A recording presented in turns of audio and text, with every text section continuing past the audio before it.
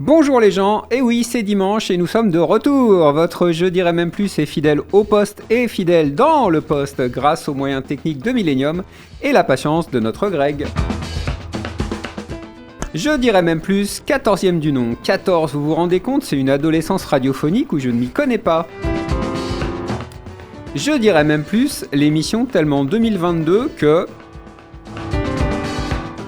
Une heure hebdomadaire menée par notre bel abécédaire de la chronique rutilante, notre équipe de choc de chroniqueurs zéqueuses, à savoir A comme André Morvan, B comme Benoît Lintan, C comme Clotilde Pontalier et D et même double D comme comme Damien Dognaud, pardon. Comme chaque semaine, nous donnerons la parole à un formidable et dominical invité formidable à Bascule. Et le à Bascule change tout. Nous parlerons avec lui de son côté bascule, avec notre invité formidable, et bien sûr, mais aussi des autres aspects de sa carrière, de la carrière de ce bel auteur, dessinateur au trait plein de grâce, doublé d'un habile scénariste. Eh ben, on est parti. Alors, je dirais même plus, l'émission tellement 2022 que, bon, elle était déjà pas si mal en 2021, mais si tout va bien, enfin, avec tous les progrès dont on fait montre depuis quelques semaines, en fait, bon, j'avais pas vraiment la chute, ça s'est vu. Ouais, bon, ok. Bon, faites pas cette tête, ok, je la remets dans ma culotte. Je dirais même plus. Je dirais même plus Siennes et je dirais même plus sien. Bonjour, le mois de janvier se termine, les jours rallongent, que des bonnes nouvelles. Et en même temps, les présidentielles se rapprochent. Et ça, ça réjouit garde-monde. Mais on va oublier un peu ces funestes augures en parlant BD durant 1 heure avec notre bande de super passionnés et un formidable et dominical invité formidable, grand amateur de fauteuil à bascule. Oui, Jean-Philippe Perrault, qui vient de scénariser l'album Rocking Chair pour Alain Cocor chez Futuropolis, répondra d'ici quelques poignées de secondes à nos questions pour notre plus grand plaisir. Un grand plaisir que l'on espère très communicatif. Et on commence tout de suite ce numéro 14 de Je dirais même plus sur Millennium par la chronique de notre Clotilde. Clotilde qui a survécu à sa 3e dose, même si la fièvre consécutive nous a privé de sa chronique la semaine dernière. Elle était déjà survoltée avant, mais maintenant qu'elle a la 5G directement dans les globules, on va plus l'arrêter, et c'est tant mieux. Alors Clotilde, pour ton grand retour parmi nous, tu as choisi de nous parler d'histoire de l'art d'une drôle de manière. Bonjour Gilles et bonjour à tous. J'ai choisi aujourd'hui de parler d'histoire de l'art, comme tu l'as si bien dit, avec une bande dessinée qui est restée bloquée au tome 1. Un peu comme nous avec l'année 2020 finalement. Il s'agit de Harding Was Here, de Midam et Adam. Pour ceux qui ne connaissent pas, Midam est le créateur de Kid Paddle, une série en BD sur un garçon d'une dizaine d'années, porteur de casquette verte, qui passe l'essentiel de son temps en salle d'arcade à jouer à des jeux vidéo, et notamment un jeu avec un petit barbare, que l'on retrouve d'ailleurs à son tour dans un spin-off toujours en BD, intitulé Game Over. Kid Paddle était un pilier du journal de Spirou dans mon enfance, et avait donné naissance à un magazine hebdomadaire, le Kid Paddle Magazine. Il a aussi été adapté en dessin animé entre 2003 et 2006 sur M6 Kids et Canal J. Dans Harding Was Here, on fait la connaissance de Thomas Harding, négociant en art, qui est un peu l'oncle d'Amérique que l'on rêve tous d'avoir. Vous savez, celui qui est très riche, mais que vous ne connaissez pas, et qui vous lègue un très gros chèque. Non, ce n'est que moi ? Bon, tant pis. Monsieur Harding est, comme je le disais, négociant en art, c'est-à-dire qu'il fait dans le commerce d'œuvres d'art et particulièrement de peinture. Lors d'une vente aux enchères, il voit partir un tableau de Van Gogh pour plusieurs dizaines de millions d'euros et ça lui donne une idée. Vu qu'il a un time lab, un labo à remonter dans le temps... Ah oui, non mais je vous avais prévenu que c'était l'oncle d'Amérique qu'on rêve tous d'avoir, ne faites pas les surpris. Grâce à son labo à remonter dans le temps, donc, il décide d'aller récupérer quelques œuvres de Van Gogh dans le passé, afin de se faire encore plus de blé. Dit comme ça paraît hyper simple, mais Harding se rend bien vite compte qu'un artiste, et particulièrement un artiste à fleur de peau comme Vincent Van Gogh, c'est fragile et son destin aussi. Il lui suffit d'une simple visite pour le faire disparaître des livres d'histoire. Fichtre ! À la seconde tentative, il arrive à le ramener sur le devant de la scène, mais en tant que prêtre. Échec ! Heureusement, Harding, grâce entre autres au conseil de son vaillant valet, arrive toujours à retomber sur ses pattes et à remettre les artistes sur lesquels il a posé son dévolu dans le droit chemin de leur destinée artistique. Oui, les artistes, le livre ne raconte pas une histoire, mais plusieurs. Outre Van Gogh, on y croise par exemple Rembrandt ou Van Galen. Van Galen avec un G, rien à voir avec Van Halen donc, quoique. Le lien entre les peintres flamands du XVIIe siècle et le heavy metal existe dans l'univers parallèle de Harding Was Here, mais ce n'est pas ma place de vous l'expliquer, ce serait divulgaché. Je vous ai parlé du fond, mais faisons une petite escale pour la forme. La bande dessinée a un format somme toute très classique, de grandes pages A4 découpées en une huitaine de cases. Pas de grandes illustrations pleines pages, pas de schéma narratif compliqué, mais ça fait le taf et ça le fait très bien, c'est simple et efficace. Au fil des histoires de ce tome 1, on découvre des toiles de maîtres moins connues, voire pas connues du tout. Qui connaît par exemple La Vierge à l'enfant avec Saint-Pierre martyr de Lorenzo Lotto ? Personne ? Et pourtant, c'est une toile assez spéciale, avec un Saint-Pierre qui s'est fait planter au couteau, le crâne fendu en deux par un hachoir. Dingue, une toile de 1505. Et l'histoire farfelue racontée par Midam de pourquoi Saint-Pierre se retrouve aussi esquinté est impaillable. C'est drôle, mais aussi instructif. Peu de chances que j'oublie de citer Lorenzo Lotto. Petit bémol, malgré l'excellente réception par le public, le livre a une note de 4,5 sur 5 sur Bubble, l'application de suivi BD que j'utilise. Le deuxième tome n'est jamais sorti, alors que le tome 1 date de 2008. D'obscurs forums sur internet parlent d'un différend entre les auteurs et l'éditeur, Quadrant. Je n'ai pas le fin mot de l'histoire, mais j'espère vraiment avoir un jour l'occasion de savoir comment Thomas Harding se sort de la mauvaise passe dans laquelle il s'est mis à la fin du tome 1. Peut-être son timeline me permettrait-il de faire un saut dans le futur pour lire la suite, ou peut-être que celle-ci resterait à jamais dans le cerveau de Midam. Dans un cas comme dans l'autre, le tome 1 de Harding Was Here, aux éditions Cadran, peut se lire comme un one-shot, et que vous soyez féru de peinture flamande du XVIIe siècle ou non, je vous encourage à vous y perdre un court instant. Merci Clotilde de nous avoir fait redécouvrir cet album. Je dirais même plus. L'absence de chronique extérieure, mais les librairies reviendront dès la semaine prochaine, fait de Benoît le second chroniqueur de cette première partie, le transformant en une sorte de Poulidor du micro. Oui, je sais, mes comparaisons datent un peu, mais elles devraient tout de même réjouir les 60 ans et plus, n'est-ce pas André ? Alors Benoît, tu as choisi de nous parler de ce dimanche, de la réédition de Rebecca, un album de 1985 que les chouettes éditions Mosquito ont repris à l'automne. Et tu vas nous dire pourquoi tu trouves que c'est une bonne idée cette reprise. Alors, vas-y. Effectivement, Gilles, bonjour à toutes. Le monde doit savoir. Si cette émission existe, elle prend tout son sens par la relecture d'albums très importants comme Rebecca, des Italiens Anna Brandoli et Renato Cherolo. Ce livre m'accompagne depuis 35 ans, édité chez Glénat à l'époque, et dont la lecture reste un plaisir intact à chaque fois. Un ouvrage précieux, un classique, où le style du dessin se marie parfaitement au sujet de l'histoire. Il a été réalisé il y a 40 ans et est édité d'abord dans des revues comme Linus en Italie, et Anna Brandoli reçoit le prix du Yellow Kid en 84 pour ce scénario. Réédité par les excellentes éditions Mosquito en octobre 2021, dont on ne dira jamais assez de bien ici. C'est un récit très riche et adulte, qui sort le lecteur de sa niaiserie adolescente. On n'y trouve pas de vrais héros, mais des protagonistes plus ou moins malins à l'image de la tzigane Rebecca, au caractère très fort, personnage intelligent et très libre.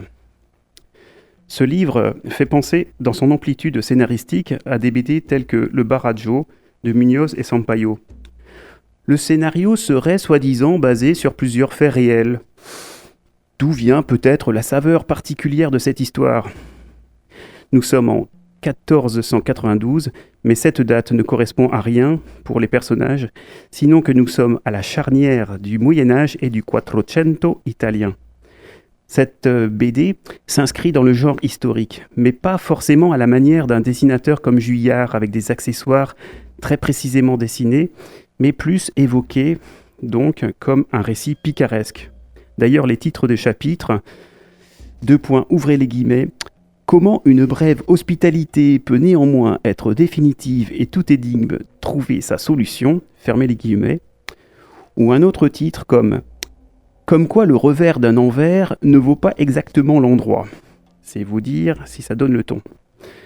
Alors c'est un ouvrage unique, un premier tome en noir et blanc, même s'il existe une espèce de suite où nous retrouvons plusieurs personnages en couleur, et donc sans logique narrative avec ce livre, excepté éditorial. Alors j'ai évoqué le roman picaresque, car effectivement les 16 chapitres renvoient à une dimension littéraire, théâtrale, et avec le recul, les acteurs, les scénettes laissent une impression de théâtralité, surtout quand le livre se termine avec une galerie de portraits précisément décrits, et avec une dédicace de Cadello, qui lui aussi vient du théâtre. comme si tout le monde savait que chaque personnage jouait un rôle avec un nouveau personnage à chaque chapitre. Les personnages, et on en croise beaucoup, apparaissent très complexes et pas seulement binaires comme dans certaines séries commerciales. Et tous les personnages se manipulent avec plus ou moins de brio et de réussite, et on assiste à une suite de retournements de situation où Rebecca s'en sort plutôt bien en femme intelligente et surtout très libre. En termes de dessin, je l'ai dit, c'est un ouvrage en noir et blanc au style très personnel qui rappelle autant Munoz que Comès et demande une certaine exigence de la part du lecteur car le dessin peu réaliste reste très expressif au service de la narration où le noir et blanc, l'ombre et la lumière procurent au récit toute sa saveur. Ce style particulier accompagne également les histoires par l'expressionnisme obtenu par les ombres et renforce le récit. Le dessin donne parfois une impression proche de la maladresse, et je dirais même plus, une certaine âpreté. On est loin des dessins précieux de Bourgeon ou de Juillard, mais on aboutit à un résultat vibrant, vivant, loin des images d'un réalisme parfait et parfois fade. Quant au cadrage, il apparaît souvent impeccable, à tel point que les cases semblent s'adapter idéalement à la mise en scène travaillée et à la variété des plans. Dans la mise en page, nous entraîne dans les événements imbriqués pour notre plus grand plaisir. En conclusion, ce magnifique livre particulier s'inscrit en marge de la belle histoire de ce médium, car ne correspondant pas vraiment aux critères spécifiques éditoriaux. Et c'est cette liberté qui en fait sa beauté. Oh oh, grand merci notre Benoît pour cette belle chronique qui sentait bon le pot. Je dirais même plus. Le temps est venu maintenant d'écouter notre première coupure musicale. Bien avant Alain Cocor et Jean-Philippe Perrault, Serge Gainsbourg lui-même s'était offert un rocking chair et il en avait fait une chanson pour Jane Birkin qui va maintenant nous la susurrer, un seul S mais deux R, avec sa tendre délicatesse coutumière. Dans mon rocking chair.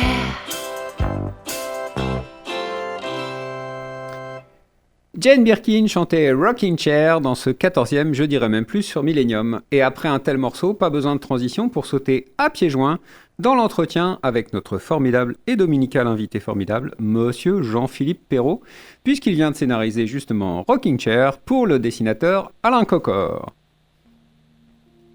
Jean-Philippe Perrault, vous êtes en ligne ? Bonjour. Salut, bienvenue à toi, bienvenue au micro. Merci de m'inviter. Mais de rien, mais tu as la patate, Jean-Philippe. On a failli saturer les micros sur le... Ah, zut. Bon, ça va bien, tout baigne ? Parfaitement bien. Alors, Le soleil arrive dans le Poitou, donc ça va. Ah bon ? Bon, quelle chance. On vient d'écouter Jane Birkin qui chantait Rocking Chair, et alors, stupéfaction, la vie est quand même bien faite, c'est justement le titre de ton dernier album en date. Et alors, en apéro du dit entretien, si tu es d'accord, je suis chargé de glisser quelques mots sur ce beau rocking chair qui vient de paraître chez Futuropolis. Donc on va commencer par ça, d'accord ? Alors d'abord, parlons du titre. Rocking chair, pour un western, c'est tout de même culotté. On est plus habitué à des termes comme duel, chevauché, massacre et toutes ces sortes de termes un peu remuants et sauvages. Oui, culotté, ce livre l'est, et bien au-delà de son titre. Au début de l'album, les familles Kuckelberg et Janssens, chacune dans son chariot, semblent un peu égarées dans l'ouest profond malgré la présence d'un guide, M. Brunson. Celui-ci exige une pause et part dans la forêt. Sacha Kuckelberg demande alors à son fils Keith de descendre du chariot le rocking chair au dossier sculpté de la famille afin que sa mère s'y repose. Mais c'est Dace, fille des Janssens, qui s'y assoit la première, ce qui énerve Keith. Je sais pas comment on dit. Celui-ci part pisser à l'abri des regards en grommelant intérieurement. Seulement, il n'a pas encore terminé sa petite affaire qu'il est menacé par deux individus sacrément patibulaires qui vont vouloir détrousser les voyageurs. Heureusement, dans la dernière case de la page 9, M. Bronson, leur guide, arrive à la rescousse des deux familles de voyageurs. On n'en dira pas plus sur l'intrigue du livre, si ce n'est que le rocking chair du titre va faire un beau voyage dans le temps et le territoire américain et passer de main en main au gré des situations. Et même de main en patte pour l'une des péripéties traversées. Sachez seulement que Keith et Dace démarrent l'album et reviennent à la fin et que rien ne se passera comme vous auriez pu l'imaginer. Rocking Chair est un très bon album, bourré d'inventions scénaristiques et graphiques, fruit de la collaboration de deux auteurs en pleine maîtrise de leur art. On suit les aventures de ce fauteuil avec d'autant plus de délectation qu'il sert de révélateur à une véritable comédie humaine. Ça se passe dans le Grand Ouest, mais ce n'est pas vraiment un western, et on y voit un rocking chair dans lequel assez peu de gens auront la chance de se reposer. Mais vous, lecteurs et lectrices, vous vous régalerez de cette belle lecture, que vous la fassiez dans un rocking chair ou non. Bon, bah Jean-Philippe, ça y est, on est parti. Alors la première question maintenant. Oui. Tu es prêt? Cocor et toi, vous avez lié connaissance en étant voisins de table de dédicace au festival d'Amiens. On a marché sur la bulle. Vous ne vous étiez jamais croisés dans d'autres festivals ou à d'autres occasions? Et sinon, dis-nous en plus sur votre rencontre et surtout, comment vous en êtes venus à collaborer? Alors, peut-être qu'on s'était croisés. Je pense qu'ils se déplaçaient souvent à l'époque avec Edith et Riff. Je les voyais peut-être de loin. J'avais dû le croiser même, je pense, à mon tout premier festival de bande dessinée à Pertuis en 94-95. Mais voilà, on se croisait, quoi. C'était et là, ce fameux festival d'Amiens, dont je me souviens plus l'année, ça devait être quelque temps après la sortie de Balade, je crois.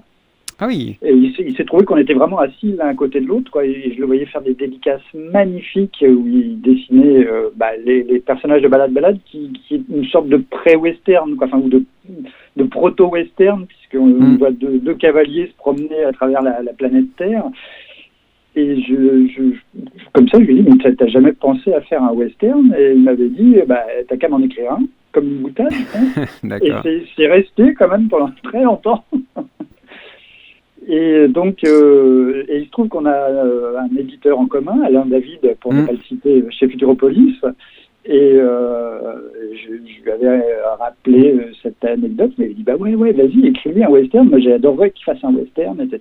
Donc voilà, au fil des ans, le truc s'est un peu construit. Puis je me suis rappelé à lui lors de différentes rencontres, et voilà, ça a fini par faire Rocking Chair. D'accord. Et est-ce que tu savais justement qu'Alain David, l'éditeur, avait dit à Alain Cocor, tu devrais faire un western? Pas du tout, Ouais. non, pas du tout. Je pense que la discussion avec Alain a dû se faire autour de ce thème-là. Cocor, c'est génial, je le vois bien faire un western. Moi aussi, je voudrais qu'il fasse un western. Voilà, c'est aussi bête que ça, quoi. D'accord. Mais justement, on parle d'Alain David et j'avais préparé des questions sur lui, parce qu'en fait, c'est un peu l'homme de l'ombre, mais ce qu'il y a de commun aussi entre vous deux, c'est que vous travaillez avec Alain depuis j'allais dire des décennies, mais presque en fait. Oui. Parce que il était quasiment, enfin toi, après la comédie illustrée, tu l'as rencontré ou avant ou pendant, mais je veux dire, t'as basculé chez lui assez rapidement, et Cocor, il a, je pense, à peu près toujours publié avec Alain en fait. Alors pour Alain Cocor, je sais pas si au début, quand il était chez chez Rackham, je pense que oui, il a entre Rackham et Vent d'Ouest, ouais. En ce qui me concerne, moi, il était venu me voir sur le stand de la Comédie Illustrée. Il était, à l'époque, comment on dit, éditeur, directeur de collection indépendant. Il travaillait pour plusieurs maisons d'édition, Vent d'Ouest, et à l'époque, c'était Casterman. Et c'est lui qui m'a amené chez Casterman pour faire Première Chaleur. Donc voilà comment j'ai rencontré Alain David, et puis quand il est parti chez Futuro, je l'ai accompagné tout naturellement, parce que c'est quelqu'un d'humainement extraordinaire, et que c'est un bon éditeur, et que voilà, j'adore travailler avec lui. Bah oui, c'est un type très chouette. Quelles étaient tes références et tes influences dans le western et ailleurs pour écrire Rocking Chair? Parce que c'est un western atypique, donc moi je pensais à Deadman ou des films comme ça, mais qu'est-ce que tu avais comme matériau de base pour t'influencer et puis pour t'inspirer? Alors, je pense que Deadman, c'est vrai que c'est dans le genre atypique, oui, je pense que ça a été une claque. Je pense pas que ça a été l'influence pour Rocking Chair. Il y a Winchester 73, mais ça c'est plus pour le vrai western. Le principe, quoi, passage, quelque chose qui passe de main en main. Mais je pense j'ai été fasciné, je pense, quand je l'ai vu par, c'est lui, je l'ai mangé, ce truc avec Dustin Hoffman. Non, Little Big Man. Il y avait voilà, aussi, exactement, Little Big Man, où c'était justement on traverse la conquête de l'Ouest. Alors, il n'était pas question de faire une bande dessinée historique. Ici, je n'ai pas ni les connaissances ni la prétention de ça. C'était plus qu'un western, je voulais reprendre l'idée de balade et d'errance qui sont chères à l'univers de Cocor et l'appliquer au western parce qu'il ne l'avait jamais fait. Mais voilà, après, il y a plein de westerns qui m'ont marqué, Nevada Smith, mais pour d'autres principes. Moi, je sais qu'en bande dessinée, il y a c'est le moment où je vais perdre toutes les références, tous les noms. Alors, Blueberry Non, pas du tout. C'est plutôt Jesuit Joe du Goprat. Oui, ouais. J'ai jamais été un grand lecteur de Blueberry. Enfin, je l'ai lu sur le tard, Blueberry. Je pense que je suis pas un très grand lecteur de bande dessinée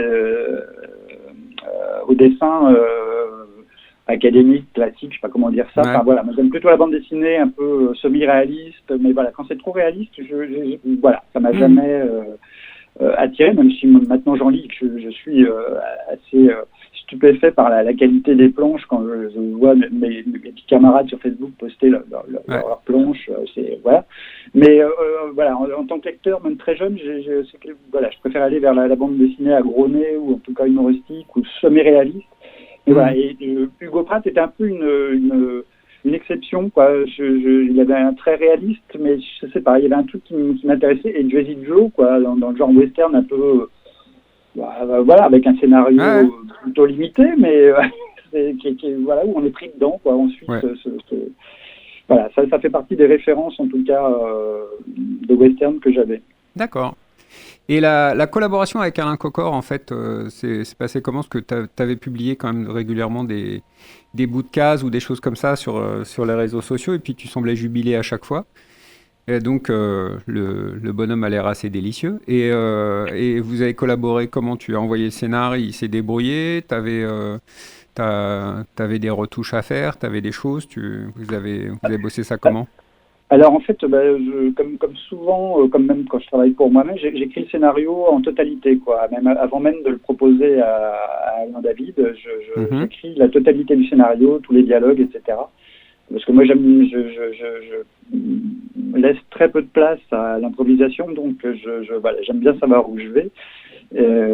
Et donc Cocor a eu la totalité du scénario en main, et je sais plus, peut-être que j'ai enlevé non, j'ai pas enlevé les cases et les pages, hein, et c'est lui qui l'a fait. Il se l'est approprié lui à son tour, mais comme souvent, je sais, quand j'avais travaillé avec Alfred, c'était pareil, quoi. Il se réapproprie toute la mise en scène. Moi, j'ai fait une proposition de mise en scène que j'essaye à chaque fois d'être assez minimale quand je travaille pour un dessinateur, justement parce que c'est pour moi la partie la plus intéressante du dessinateur, c'est de s'amuser avec la mise en scène. Donc je lui ai donné le scénario complet, et voilà, je savais que ça allait être compliqué. Non, c'est pas plus compliqué avec Cocor qu'avec un autre, mais je savais qu'il fallait lui laisser de la place. Et donc j'avais ouvert des fenêtres, j'avais ouvert des portes plutôt. Et ce que j'ai vite compris avec Cocor, c'est que lui il rentre par la fenêtre, quoi.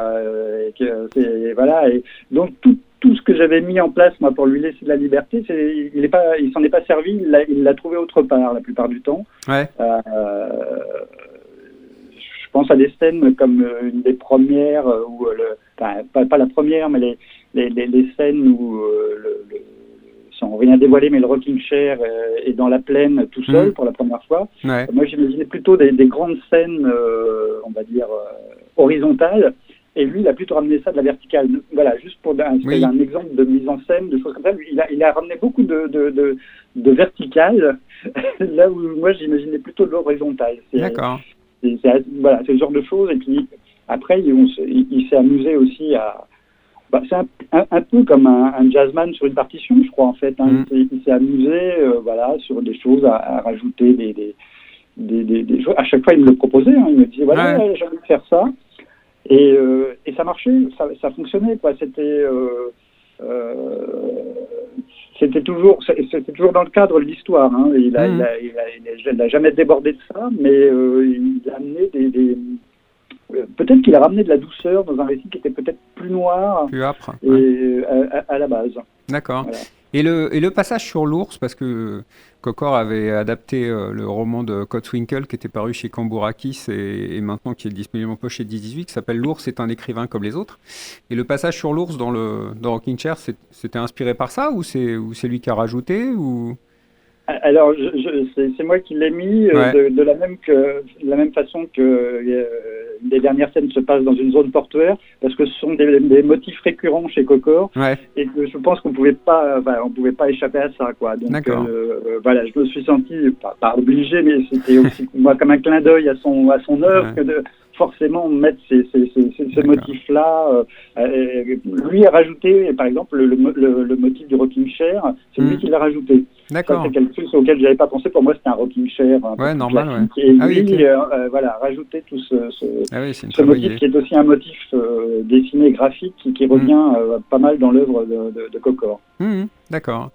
Alors, j'ai une autre question un peu plus indiscrète qui n'a rien à voir avec Rocking Chair, encore que. Au début de l'album Tananarive, dans les remerciements, le dessinateur Sylvain Vallée, il écrit « Merci aussi pour leur lecture, participation, avis et suggestions à... » Et le premier nom qu'il cite, c'est le tien. Or, tes remerciements en tête de l'album Seconde partie de carrière que tu as dessiné sont « Merci à Sylvain Vallée pour ses leçons d'horizontalité ». Alors, nous, on mène l'enquête, on veut rien savoir sur la notion d'horizontalité, mais par contre, quand est-ce que Sylvain et toi, vous allez faire un album ensemble ? On en parle souvent. Moi, je parle surtout ce qu'il faut que Sylvain fasse, c'est un album tout seul, parce que c'est quelqu'un qui écrit extrêmement bien. Son premier album, L'écrin au cycliste, c'est à l'époque qu'on s'est connus, donc dans les années 90, il l'avait fait tout seul, et moi je le pousse à ça. Voilà, on est des vieux copains avec Sylvain, et c'est vrai qu'on échange régulièrement quand on est en phase d'écriture ou de fabrication d'albums, sur des choses comme ça. Si je le remercie pour cette leçon d'horizontalité, évidemment, outre le clin d'œil derrière, c'est que voilà, Sylvain fait beaucoup de mise en scène avec des cases horizontales, qui est quelque chose qui m'est totalement étranger. Je ne savais pas du tout faire, et j'apprends avec lui à faire parce que je trouve ça intéressant. Moi, j'étais au début de mon travail, tout début, très gaufrier, avec les mêmes cases, de la même taille, etc. Ouais, mais ça convenait bien. J'ai trouvé au bout d'un moment un peu idiot de rester dans ce format-là, puisque la bande dessinée permet d'avoir des tailles de cases différentes, donc autant s'en servir. Et j'avais plutôt tendance à aller dans la verticalité dans mes cases, et lui il faisait des cases comme ça allongées où il y avait plein de personnages ou au contraire juste une tête, etc. Et c'est pas évident à mettre en scène de cette façon, et donc voilà, avec Sylvain on a beaucoup échangé là-dessus, on échange énormément sur plein de sujets. Enfin voilà, quand on est au téléphone, qu'on parle de bande dessinée ensemble et de mise en scène, ça peut durer des heures, on s'envoie des choses. Il m'avait envoyé quasiment le crayonné de la moitié de Tananarive, c'était magnifique, j'avais absolument rien à dire, tellement c'était brillant de mise en scène. C'est un grand metteur en scène. Ouais. D'accord. J'utilise souvent le mot metteur en scène parce que je trouve que les auteurs de bande dessinée, enfin les dessinateurs de bande dessinée sont des metteurs en scène plus que des dessinateurs, quoi. Ça me semble une évidence. Donc voilà, c'est pour ça que je parle beaucoup de mise en scène et de metteur en scène. Mais voilà, donc Sylvain est un vieux copain et un grand copain qui échange beaucoup. Bon, on va clore cette première partie avec la partie Sylvain, et on va maintenant écouter un morceau que tu as choisi. C'est Stéphane Escher qui nous chante « Tu ne me dois rien », et puis on reprend l'entretien juste après. Merci. Voilà, c'était Stéphane Escher qui nous chantait « Tu ne me dois rien » sur Millennium dans Je dirais même plus, avec un formidable et dominical invité à Bascule du jour, monsieur Jean-Philippe Perrault. Rebonjour Jean-Philippe. Alors, la deuxième partie de l'entretien, tu es prêt? J'espère que tu t'es désaltéré pendant la pause. Donc, on va commencer avec une liste de titres, figure-toi. Alors, Les pieds qui poussent, Le dragon saucisse, Copain de jardin, Le bidou d'une, et enfin le tout nouveau paru le 14 janvier dernier, Cumulus Minus. C'est-à-dire, c'est les aventures de Linette, une série jeunesse que tu as dessinée. Et elles ont été écrites par Catherine Roma et publiées aux éditions de La Gouttière. Alors, tu as l'air ravi de travailler sur cette série pour la jeunesse, et ça mérite donc que tu nous en dises quelques mots. Alors, nous t'écoutons là-dessus.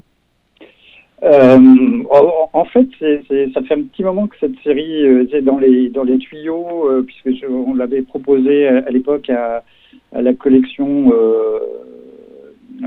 Moucheron, enfin là où il y a Petit Poilu. Ouais. Et c'était le moment où la collection se terminait. Donc voilà, on l'avait remis un peu dans notre culotte. Quand La Gouttière, qui est une émanation du Festival d'Amiens, les éditions de La Gouttière, ont commencé à faire une édition jeunesse de la bande dessinée jeunesse pour les tout petits, on leur a proposé et on a été super bien accueillis. Ils font un boulot incroyable. Et en fait, je fais partie de cette génération. Moi, je suis né à Poitiers et très tôt, j'étais amateur de bande dessinée. Et j'ai eu la chance de pouvoir aller au Festival d'Angoulême. Et en devenant professionnel, je trouve que il y a de moins en moins d'enfants en fait dans ces festivals, dans ces salons. Il y a beaucoup d'adultes et je trouve qu'il y a toute une partie du lectorat qu'il y avait quand j'étais gamin qui a un peu disparu, peut-être au profit des mangas et que les auteurs des mangas sont pas toujours présents pour signer. Mais voilà, j'ai l'impression qu'on perd un peu le contact avec la jeunesse. Enfin, un média qui était classiquement dédié à ça est devenu un média adulte, très bien. D'ailleurs, je fais de la bande dessinée adulte, mais et j'avais envie d'emmener, enfin de m'atteler à ça, de travailler pour les tout petits là pour le coup, puisque la BD sans texte pour les primo-lecteurs ou avant la lecture. Et voilà, et donc on s'est attelé à ça, et c'est vraiment un travail que j'adore, parce que moi qui suis plutôt bavard dans mes bandes dessinées adultes, là voilà, j'ai le droit à aucune béquille de dialogue pour faire avancer l'histoire, et c'est un vrai challenge. C'est vraiment pas si simple que ça, quoi. Ouais, puis apparemment en dédicace, les enfants sont très francs, donc tu vois tout de suite comment ça leur plaît, et ça c'est génial, quoi. Non, c'est un public vraiment marrant. Bon, alors là, ce qui est un peu dommage avec la pandémie, on n'a pas pu trop rencontrer les gamins dans les écoles ou dans les médiathèques ou des choses comme ça, mais c'est vrai que quand on les rencontre, c'est vraiment passionnant, et on rencontre même des fois des classes avec des gamins plus grands qui savent lire et qui, voilà, on voit que les enfants aiment les histoires, quoi, quelles qu'elles soient. Enfin, ils peuvent s'intéresser même à des aventures d'une petite fille de 5 ans quand ils en ont 10. C'est vraiment jouissif, quoi, pour un auteur. D'accord. L'entretien va continuer avec Benoît Lintanff, dont tu ne connais pas encore la voix, mais que tu vas découvrir. Voilà, je lui laisse la parole. Merci. Bonjour. Bonjour Jean-Philippe Perrault. Alors, pas plus tard qu'hier, j'ai relu La fleur dans l'atelier de Mondrian. Et voici la première question. Alfred, Lapone, Cocor, entre autres, sont des dessinateurs avec qui tu as collaboré.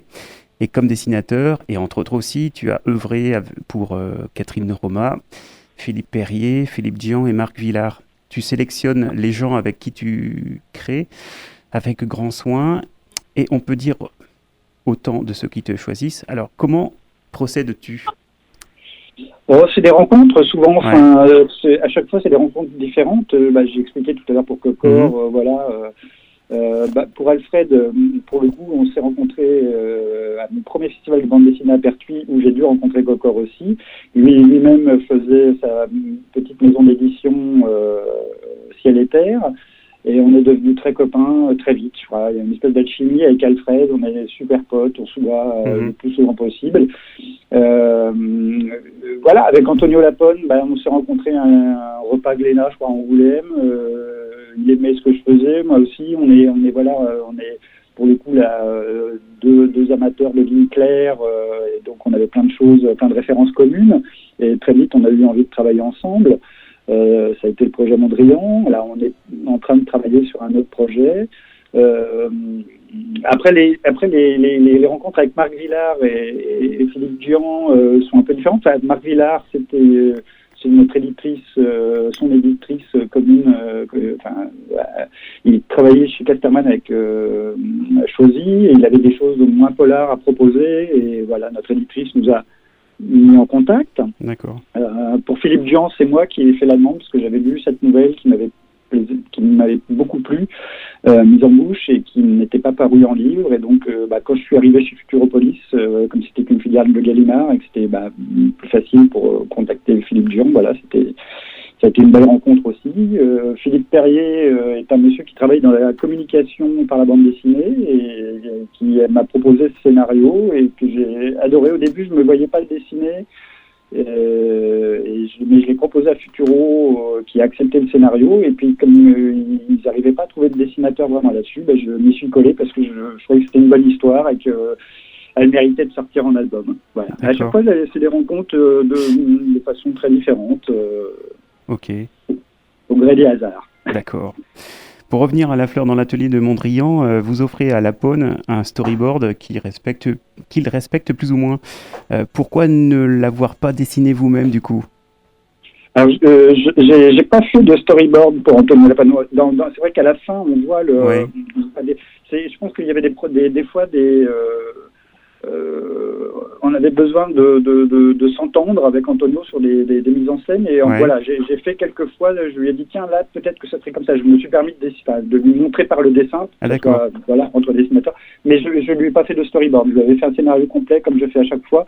Il m'arrive de temps en temps comme avec Cocor ou Alfred, quand il y a un truc qui coince, etc., de dessiner pour que ça soit plus simple, je pense. Mais jamais je storyboard pour les auteurs. Ok, c'était ma troisième question. Alors, Bézian, que nous avons déjà accueilli dans notre émission, a aussi réalisé un bel album sur Mondrian. D'où vient cette fascination de ce peintre pour un auteur de bande dessinée? Est-ce que c'est l'obsession de la case droite? Alors, en tout cas, en ce qui me concerne, c'est un peintre que j'ai découvert quand je suis arrivé au lycée et que j'ai fait une A3, je sais pas, ça n'existe plus maintenant, mais voilà, c'était français, philosophie et art plastique. Ouais. Et voilà, évidemment, un type qui vient de la BD, moi j'avais plutôt envie de travailler sur Matisse. Voilà, faire quelque chose qui se rapprochait plus de mon travail.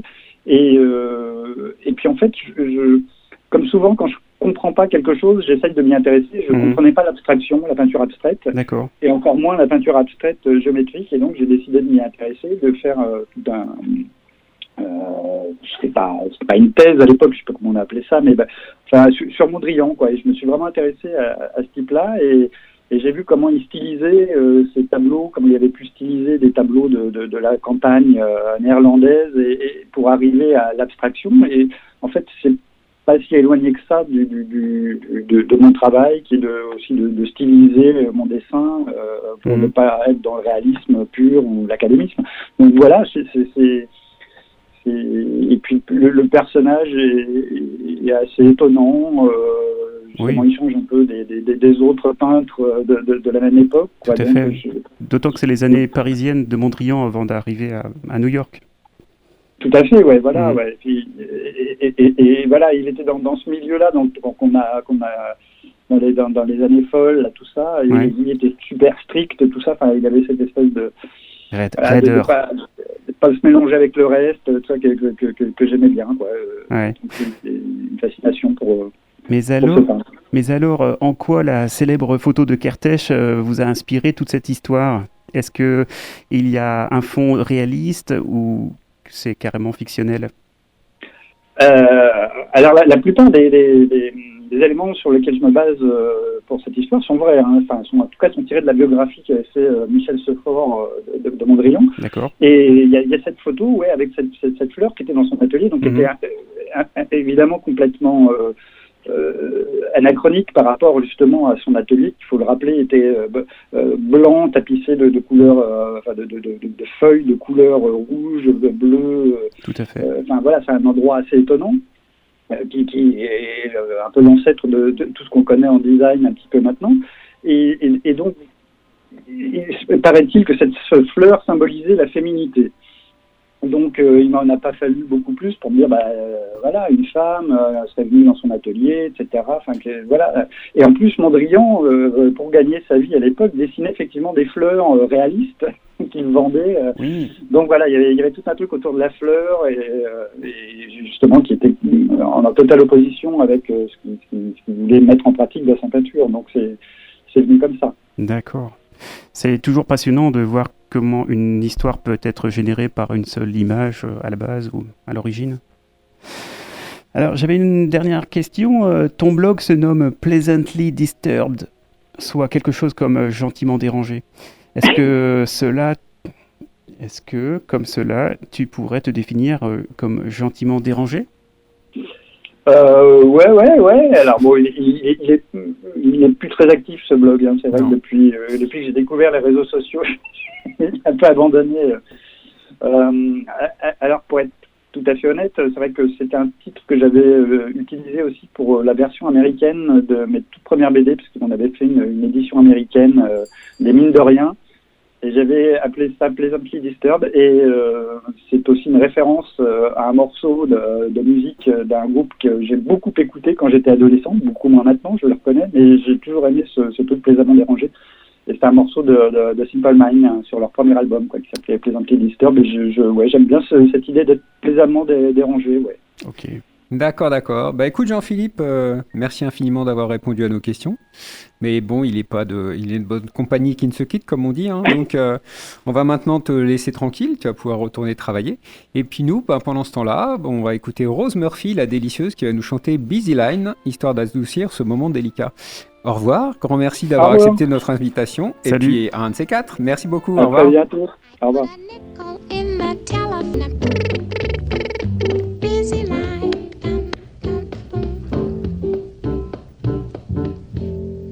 Voilà, c'était Rose Murphy, sa voix, son piano, son pied qui bat la mesure et ses onomatopées buccales. Votre Je dirais même plus continue sur Millennium après notre abracadabrantesque jingle déniché par Greg. Je dirais même plus. Wow, c'était court, mais c'était bon le jingle. On essaye de continuer cette émission tambour battant, un peu comme l'intrigue se déroule dans le rocking chair de Cocor et Perrault. Pas de temps mort donc on enchaîne tout de suite avec Damien Dognaud.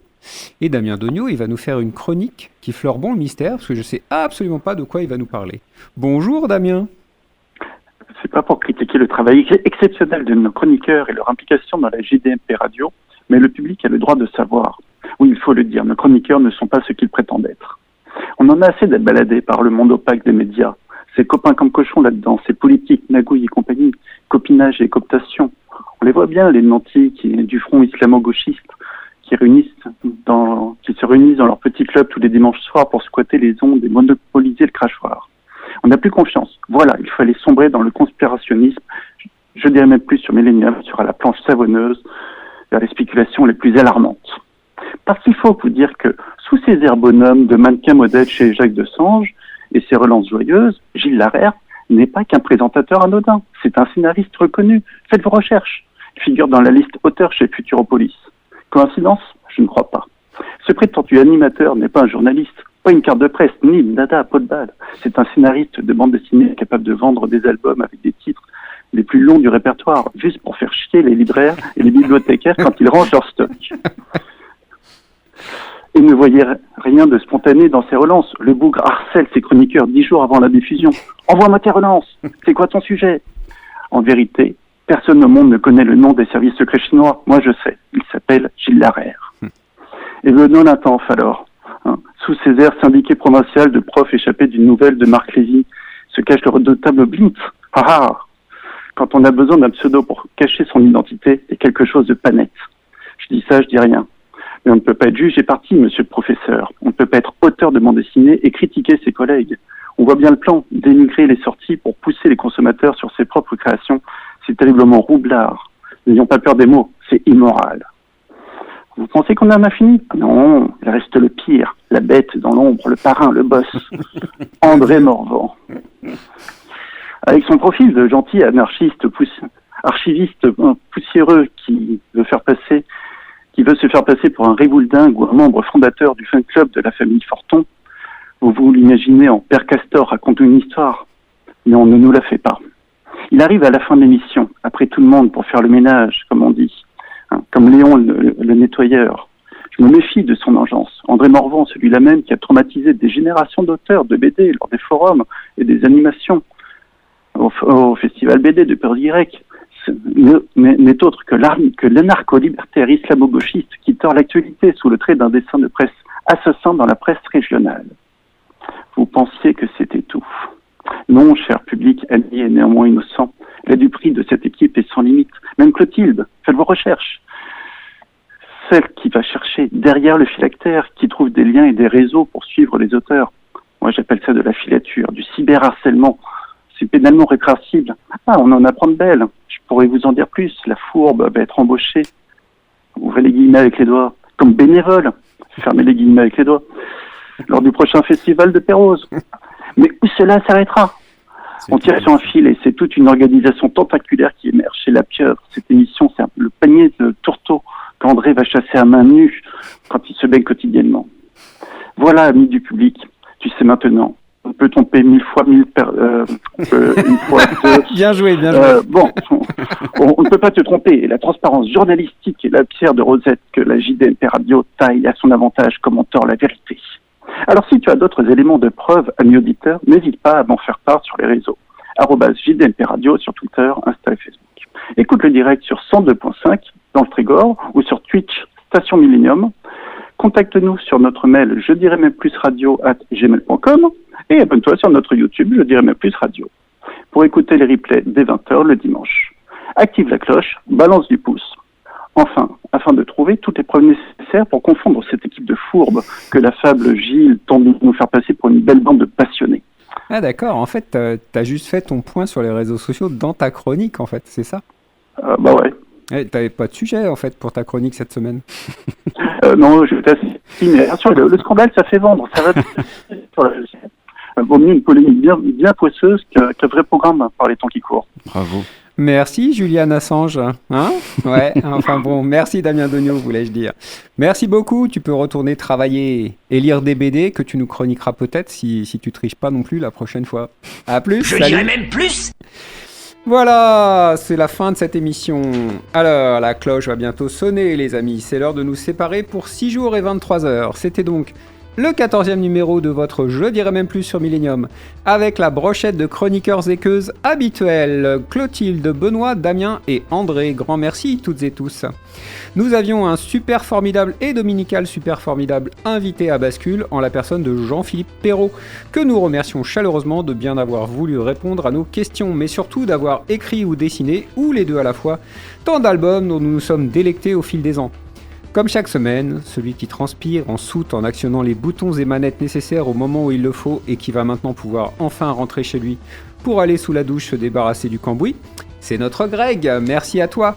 Nous nous retrouverons dès la semaine prochaine avec un autre formidable et dominical invité formidable, dont le patronyme placé sur un mot contre trip pourrait vous valoir de belles victoires au scrap si les noms propres y étaient autorisés. Et j'ajoute à titre parfaitement personnel que je suis aussi très fan de sa coupe de cheveux. Il est temps de se dire Kenavo les gens. Si ça vous a plu, ne manquez pas les prochaines, toutes les prochaines, parlez-en autour de vous, répandez la bonne parole et partagez sur les réseaux sociaux et les plateformes. N'oubliez pas notre chaîne YouTube, dont parlait Damien tout à l'heure, où cette 14e sera postée dans quelques secondes. Grâce aux bons soins de Damien, il est fielleux, mais il est très efficace pour gérer les réseaux sociaux. Vous y retrouverez toutes nos anciennes émissions, avec plein d'entretiens avec des auteurs étrices passionnants. À dimanche prochain pour une 15e du même tonneau, si tout va bien. C'était Je dirais même plus. On vous embrasse bien fort, mono, double ou triple dosé, positif comme négatif, cas contact ou non, vax et anti-vax parce que nous, on n'emmerde personne. Kenavo! Bonne soirée.